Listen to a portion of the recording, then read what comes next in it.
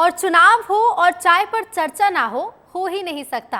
चाय की चुस्कियों के साथ उज्जैन में चुनावी माहौल भांपने की कोशिश की विस्तार न्यूज ने। आप भी देखिए।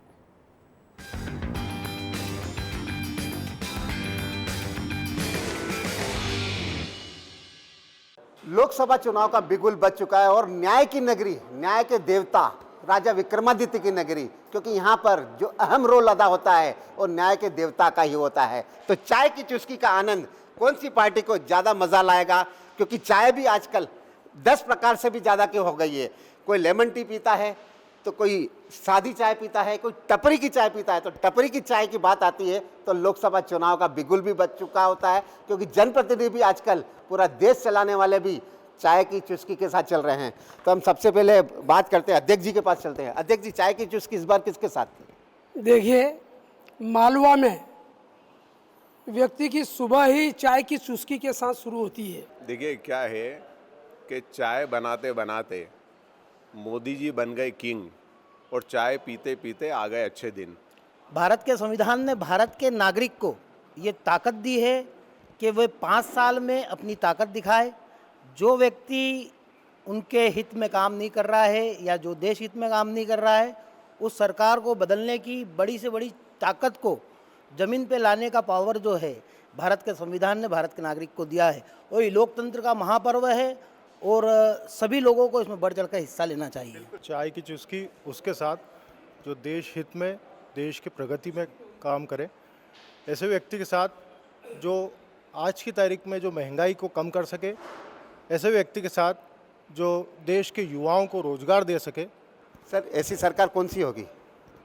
ऐसी सरकार जो सरकार इस प्रकार की योजनाओं को लाए, युवाओं का भविष्य तय करे। आज वर्तमान स्थिति में आप और हम ये देख रहे हैं कि युवा बेरोजगार है और कुछ लोग ऐसे हैं जो भ्रष्टाचार कर रहे हैं, उन पर जो है नकेल नहीं कसी जा रही है।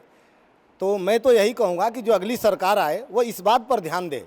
अभी तक कौन सी सरकार है? नहीं, आज सरकार बीजेपी की सरकार है, पूर्ण बहुमत की सरकार है। आगे पूर्ण बहुमत आता है कि नहीं आता है, जो भी सरकार आए वो इस ओर ध्यान दे। मैं ये कहूँगा कि देश हित में वोट देना चाहिए, है ना। हम चूँकि अभिभाषक हैं तो हमें सब चीज़ को कैलकुलेशन करना चाहिए, क्योंकि कहीं ना कहीं हमारे एक दायित्व बनता है इस बात को दिखाने का कि वोट यूं ही नहीं देना है, किसी के बहकावे में और फॉलो के प्रचार से आपको प्रभावित नहीं होना है। आपको ये देखना है कि किस सरकार ने काम किया है, किस सरकार ने केवल वादा किया है। एक तरफ कांग्रेस का दावा कर रहे हैं तो बीजेपी का दावा कर रहे हैं, आप क्या चाह रहे हैं? देखिए भाई साहब, मैं तो एक सबसे बड़ी बात करना चाहूँगा कि भारत के नागरिक की अगर बात है तो सत्ता का परिवर्तन हमेशा होना चाहिए। नागरिकों का फ़ायदा केवल सत्ता के परिवर्तन में है। हर सरकार अच्छा काम करने का प्रयास करे, जो अच्छा काम करे उसे वोट डालें। सर, उज्जैन में किस प्रकार का विकास होना चाहिए?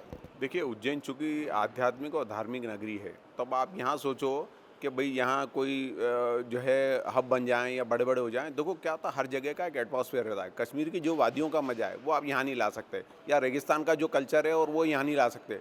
तो आप जो मूलाधार है यहाँ का, जो भगवान शिव हैं, जब भगवान कृष्ण यहाँ पढ़ने के लिए आए, इसको जब आप देश और दुनिया में फैला देंगे और इस प्रकार से डेवलपमेंट कर देंगे तो जो है डेवलपमेंट कर देंगे। भगवान श्री कृष्ण की शिक्षा स्थली है, तो शिक्षा का स्तर तो कम से कम बढ़ सकता है। शिक्षा का स्तर बढ़ सकता है और धार्मिक नगरी है तो धार्मिक स्तर पर ही विकास होना चाहिए।